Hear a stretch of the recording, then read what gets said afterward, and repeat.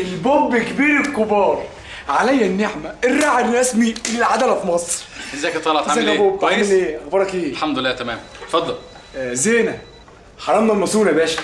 اهلا وسهلا، اتفضلي. اهلا يزيد وسهلا. فضلك يا باشا، ربنا يخليك. صاحبي ده بقى زنبل، بس هو زي ما انت شايفه كده نضال بيذاكر دحيح، بس هو فرحه. اني فلحت ازاي وليه خير؟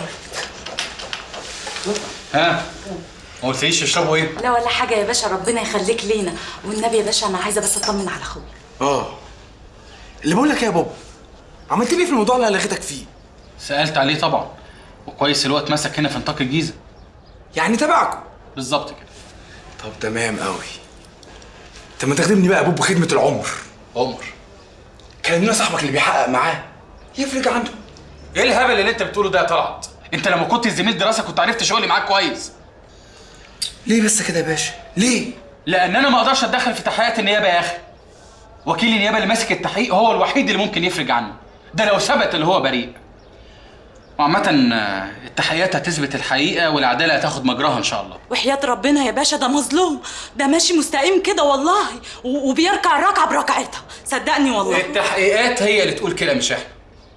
حاضر يا باشا، اللي تؤمر بيه سعادتك. بقول لك ايه يا ابو طلعت؟ تعرف واحد صاحب كباريه اسمه سطوحي؟ ها؟ سطوحي؟ ايوه سطوحي؟ لا معرفش حد انا اسمه سطوحي خالص. خالص؟ تعرفوش؟ طيب انت بتروح 6 اكتوبر كتير؟ يا باشا 6 اكتوبر ايه و23 يوليو ايه يا بوب؟ طب انت كنت فين يوم 15 نوفمبر اللي فات؟ لا انا كده مش هتكلم غير في وجود المحامي بتاعي. محامي ايه بس يا طلعت؟ احنا اصحابي في ايه؟ قول كنت فين؟ كنت بأجر عجل. ايه يا باشا في ايه؟ هو انا فاكر كلت ايه امبارح؟ والنبي يا باشا الهي ربنا يسترك، عايزه اشوف بس اخويا قبل ما يرحلوه النبي. حاضر، عينيا الاتنين.